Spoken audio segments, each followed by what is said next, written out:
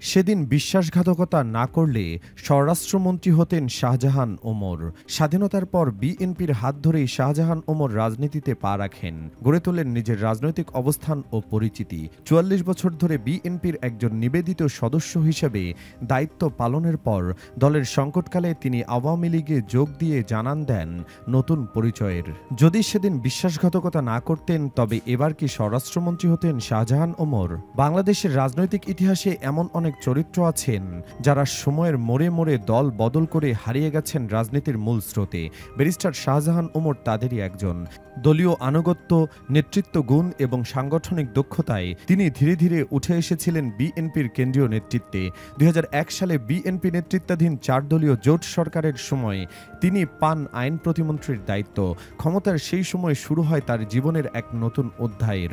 অবৈধ সম্পদ, ক্ষমতার অপব্যবহার এবং দলীয় ত্যাগীদের ওপর নিপীড়নের অভিযোগে তার নাম ছড়িয়ে পড়ে জেলা থেকে কেন্দ্র পর্যন্ত। তিনি নিজের রাজনৈতিক ভবিষ্যৎকে দলের ভবিষ্যতের চেয়ে বড় করে দেখেছেন। একদিকে ক্ষমতার মোহ, অন্যদিকে আইনি মামলার ভয়। সব মিলিয়ে তিনি ধীরে ধীরে সরে যান দলের ভেতরের মূল আদর্শ থেকে।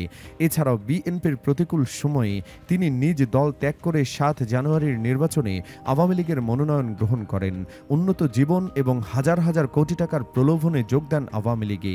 হ্যাডম আছে বলেই তো নেত্রী আমাকে ১ ঘন্টার ভেতরে নমিনেশন দিয়েছে, এমন মন্তব্য করেছিলেন বিএনপির এই সাবেক ভাইস চেয়ারম্যান। কিন্তু নির্বাচনে জয়ের কয়েক মাসের মধ্যেই আওয়ামী লীগের করুণ পতন ঘটে। সেই সঙ্গে থেমে যায় মাঝি ওমরের নৌকা। জুলাইয়ের পর অনেকদিন আড়ালে ছিলেন ওমর, কিন্তু শেষ রক্ষা হয়নি। গত বছর অর্থাৎ ২০২৪-এর নভেম্বর মাসে গ্রেফতার হন তিনি। বিএনপির কাছে তিনি এখন দল থেকে বহিষ্কৃত এক বেঈমান। যদি তিনি দলের সঙ্গে প্রতিকূল সময়টা পাড়ি দিতেন তাহলে হয়তো তাকে এই দিন দেখতে হতো না। হয়তো নির্বাচনে বিএনপি ক্ষমতায় আসলে স্বরাষ্ট্রমন্ত্রীর আসন তার জন্যই বরাদ্দ থাকত।